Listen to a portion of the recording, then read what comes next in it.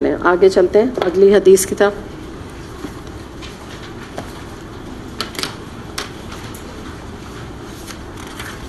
یہ ہے حدیث نمبر 14. عن ابن مسعود رضی اللہ عنہ قال قال رسول اللہ صلی اللہ علیہ وسلم لا يحل دم امرئ مسلم يشهد ان لا الہ الا اللہ وانی رسول اللہ الا باحدى ثلاث الثیب الزانی والنفس بالنفس والتارک لدینہ المفارق للجماعہ رواہ البخاری مسلم. سیدنا عبداللہ بن مسعود رضی اللہ عنہ سے روایت ہے کہ نبی اکرم صلی اللہ علیہ وسلم نے فرمایا کہ مندرجہ ذیل 3 صورتوں کے علاوہ کسی مسلمان کا خون حلال نہیں جو یہ گواہی دیتا ہو کہ اللہ تعالیٰ کے سوا کوئی معبود نہیں اور یہ کہ میں اللہ تعالیٰ کا رسول ہوں. ان میں 3 ایکسیپشنز کیا ہیں؟ شادی شدہ زانی، جان کے بدلے جان یعنی قاتل، اور دین کا تارک یعنی جماعت سے علیحدہ ہونے والا. اب اس کو ہم یہاں دیکھ لیتے ہیں کہ اس سے کیا مراد ہے. یہاں سب سے پہلے تو آپ یہ سمجھ لیجئے کہ یہ کہا جا رہا ہے کہ دین اسلام سے مراد یہاں پر یہ کہ جب کوئی کلمہ پڑھ کے مسلمان ہو جاتا ہے تو وہ دائرہ اسلام کے اندر آ جاتا ہے. ٹھیک ہے، جب وہ ایک دفعہ مسلمان ہو گیا اور دائرہ اسلام میں آ گیا تو اب وہ اللہ کی اور نبی کریم صلی اللہ علیہ وسلم کی امان میں آ گیا. ٹھیک ہے، اللہ کی امان میں آیا اور نبی کریم صلی اللہ علیہ وسلم کی امان میں جب آپ صلی اللہ علیہ وسلم حیات تھے. ٹھیک ہے، اس وقت جو مسلمان ہوتا تھا تو وہ آپ تو حیات تھے نا، تو آپ کی امان میں آ جاتا تھا. لیکن آج ہم کیا کہیں گے کہ اللہ کی امان میں، جو بھی آج مسلمان ہوگا وہ اللہ کی امان میں آئے گا. اس فرق کو ذرا ملحوظ خاطر رکھیے گا. تو کیا ہو جاتا ہے کہ جب وہ مسلمان ہو گیا دائرہ اسلام میں آ کے تو اس کا مال اور خون اب دوسرے تمام مسلمانوں پہ حرام قرار دے دیا جاتا ہے. ٹھیک ہے، اسلامی روح سے. تو یہاں یہ بتایا جا رہا ہے کہ اگر تو وہ ایمان لے آیا نا، اس نے کلمہ پڑھ لیا، کلمے کا ذکر ہے، تو اب اس کے لیے تو نہ اس کا خون بہایا جا سکتا ہے، نہ اس کو قتل کیا جا سکتا ہے. یہ کبیرہ گناہ ہے سوائے 3 ایکسیپشنز کے. ٹھیک ہے، 3 ایکسیپشن کون؟ سب سے پہلے جو ذکر ہے وہ زنا کا ہے، زانی کا ہے. تو اس کو ہم دیکھ لیتے ہیں کہ زانی کون ہوتا ہے کہ جو کہ اڈلٹری کرے، یعنی کہ بغیر آؤٹ آف ویڈ لاک یعنی شادی کے بغیر ایک مرد اور عورت ایک فزیکل ریلیشن شپ آپس میں قائم کریں تو وہ زنا کہلاتا ہے، جو کہ ایڈلٹری ہے. تو یہ ایک بے حیائی کا کام ہے، کبیرہ گناہ ہے. دونوں باتیں اس کے اندر آ جاتی ہیں. تو اس کی بہت سخت سزا تجویز کی گئی ہے، اور اس میں یہ ہے کہ زنا کرنے والا مرد یا عورت اگر غیر شادی شدہ ہوں تو ان کی سزا جو ہے وہ 100 کوڑے ہیں. ٹھیک ہے، اسلامی روح سے سورہ نور میں آتا ہے. یہ میں آپ کے سامنے رکھ بھی دیتی ہوں. یہ ہے سورہ نور آیت نمبر 2، جس میں کیا آتا ہے کہ الزانیۃ والزانی فاجلدوا کل واحد منہما 100 جلدہ. زنا کرنے والے مرد اور عورت ہر ایک کو 100 کوڑے مارو. ٹھیک ہے، یہ سزا ہے. اس کے بعد ہم دیکھتے ہیں کہ دوسری جو سزا ہے وہ ہے توراہ میں آئی ہے، اور قرآن میں اس کی جو تلاوت ہے وہ منسوخ ہے لیکن اس کا حکم باقی ہے. ٹھیک ہے، آپ کو ابھی تھوڑے دن پہلے میں نے بتایا تھا نا کہ کچھ آیتیں اللہ تعالیٰ نے منسوخ کر دیتے ہیں، کچھ ناسخ کر دیتے ہیں. تو یہ جو ہے توراہ میں آج بھی موجود ہے، اور یہ ہے رجم کی سزا. رجم کو کہتے ہیں سٹوننگ ٹو ڈیتھ. ٹھیک ہے، پتھر مار کے قتل کرنا، مار دینا اس کو. تو یہ جو ہے یہ سزا غیر شادی شدہ کے لیے ہے کہ سٹوننگ ٹو ڈیتھ جو ہے وہ زنا کرنے والا شادی شدہ ہو نہیں، زنا کرنے والا شادی شدہ ہو تو اس کی سزا رجم ہے. ٹھیک ہے، اور میں نے کیا بتایا تھا؟ غیر شادی شدہ ہو تو کیا ہے؟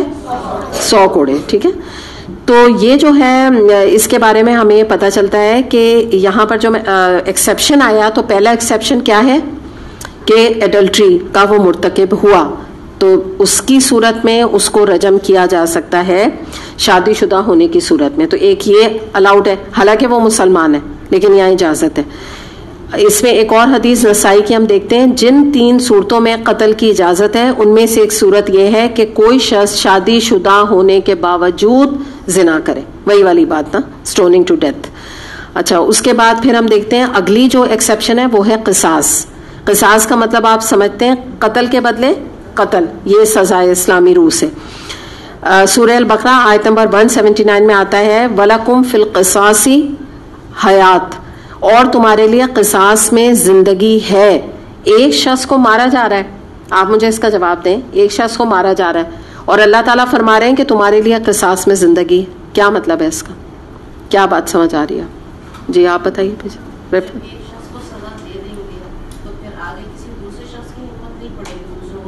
بالکل دوسروں کی، بہت اچھا انہوں نے بتایا عفت نے کہ جب ایک شخص کو سزا دی جائے گی، ایک شخص تو قتل ہو گیا لیکن اس کی وجہ سے جو وہ قاتل تھا، جو اس کے اندر خناس بھرا ہوا تھا، اور جو وہ آگے جا کے کوئی 10 لوگوں کو قتل کرتا تو کوئی 10 سے 20 لوگوں کی جان بچ گئی ہے. تو اللہ تعالیٰ فرما رہے ہیں کہ اس میں زندگی ہے. تو کچھ چیزیں جو اللہ تعالیٰ نے ضروری رکھی ہیں اس کی کوئی نہ کوئی حکمت ہے. تو اس میں یہ ہمیں پتہ چلتا ہے کہ کوئی شخص عمدن کسی کو قتل کر دے تو مقتول کے بدلے میں قاتل کو جو ہے وہ قتل کیا جائے گا نا، یہ قصاص کہلاتا ہے. اچھا، اب اس میں ہم یہ دیکھتے ہیں کہ تیسری جو چیز ہے، تھوڑا سا ایک اس کے بارے میں ایک واقعہ آتا ہے، وہ میں آپ کو رجم کے بارے میں بتا دیتی ہوں. کہ ایک دفعہ یہ ہوا کہ ایک یہودی کپل تھا، جوڑا تھا، تو اس کو آپ صلی اللہ علیہ وسلم کے پاس لایا گیا جنہوں نے جو کہ زنا کے مرتکب ہوئے تھے نا، ایڈلٹری کے. تو آپ صلی اللہ علیہ وسلم سے انہوں نے کہا کہ آپ فیصلہ فرما دیں. اچھا، ان کو یہ بات پتا تھی کہ قرآن میں کیونکہ اس کی جو حکم تو ہے، تلاوت منسوخ ہو چکی ہے، تو وہ یہ چاہ رہے تھے کہ یہ سزا سے بچ جائے. یہ کپل کو بہت انفلوئنشل خاندان سے تعلق رکھتا تھا. تو نبی کریم صلی اللہ علیہ وسلم نے فرمایا کہ میں تمہارے تورات کے مطابق فیصلہ دیتا ہوں، اور وہ کیا ہے کہ رجم کی سزا. تو وہ جو کپل تھا اور وہ انفلوئنشل تھا، اور وہ جو سارے ان کے پاس نبی کریم صلی اللہ علیہ وسلم کا فیصلہ کروانے کے لیے آئے تھے، تو انہوں نے سمجھا کہ شاید یہ کوڑے وغیرہ کی سزا دے دیں گے، تو وہ بڑا ناراض ہو کے وہاں چلے گئے. لیکن نبی کریم صلی اللہ علیہ وسلم نے یہی فرمایا کہ اس میں جو تورا ہے اس میں تو سزا رجم ہے، اور جو کہ قرآن میں بھی ایک طرح سے وہی قرآن ہی کے ایک حکم ہے جو کہ ہمیں تورا میں ملتا ہے. تو یہ بھی ہمیں ایک واقعہ ملتا ہے. اور اس میں نسائی کی ایک حدیث آتی ہے کہ آپ صلی اللہ علیہ وسلم نے فرمایا کہ جس نے شادی کے بعد زنا کیا اس کے لیے رجم ہے، جس نے جان بوجھ کے قتل کیا اس کے لیے بھی قتل کی سزا ہے. اچھا، اب اس کے بعد آپ یہ دیکھیے کہ یہاں پہ تیسری اب آ جاتی ہے چیز ارتداد، یا اس کو ہم یہ کہتے ہیں جو آپ لوگ یہاں دیکھ رہے ہیں نا کہ دین کا تارک، اور آگے لکھا ہوا ہے جماعت سے علیحدہ ہونے والا. کون سی جماعت سے؟ اسلام سے. شاباش. اور یہ جو بات یہاں پر آ رہی ہے نا، ارتداد یا مرتد کا مطلب ہوتا ہے کہ اپنے دین سے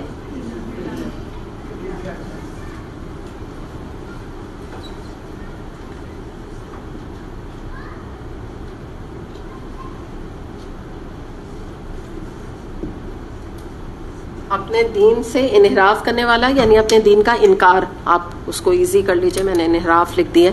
تو دین کا انکار کرنے والا یا دائرہ اسلام سے نکل جانے والا. ابھی مسلمان تھا اور اس کے بعد اب کیا کیا، دائرہ اسلام سے نکل گیا، چھوڑ دیا دین.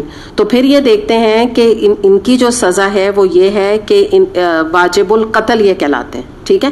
اچھا، اب آپ یہ دیکھیے کہ دنیا کا کوئی بھی جو ملک ہے وہاں پہ جو ہیڈ آف دا اسٹیٹ ہوتا ہے، آپ پریزیڈنٹ کہہ لیجئے، پرائم منسٹر کہہ لیجئے، تو وہ کیا اپنے ملک کے باغی کو، ٹھیک ہے، باغی ہوتے ہیں نا، جیسے وہ جھنڈا جلا دیا، یا یہ کہ کوئی مخبری کی اسپائی ہوتے ہیں نا، کہ اپنے ہی ملک کی جڑیں کھوکھلی کر رہے ہیں. جیسے آپ سمجھے کہ کوئی انڈیا جا کے مخبری کر رہا ہے، پاکستان کو نقصان پہنچا رہا ہے، اس کی جڑیں کھوکھلی کر رہا ہے. تو آپ کو پتہ ہے کہ ان کی جو سزا ہے یہ قتل ہوتی ہے.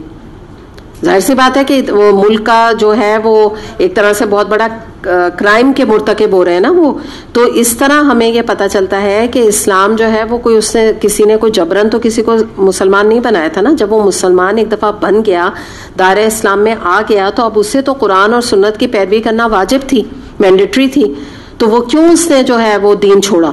تو اس طرح سے جیسے ایک ملک کے سربراہ، یا میں نے آپ کو جس طرح بتایا تھا کورٹ مارشل ہو جاتا ہے آرمی میں، یا اس طرح کی یہ بڑی جو ہے امپورٹنٹ چیز ہوتی ہے کہ کرمنل کو چھوڑا نہیں جاتا. مثال کے طور پہ آپ دیکھیں، ایکسیڈنٹ کر دیا، روڈ پہ مار دیا کسی کو، تو فوراً وہ اس کے اوپر وہ لگ جاتی ہے نا، FIR کہتے ہیں، کٹے گی.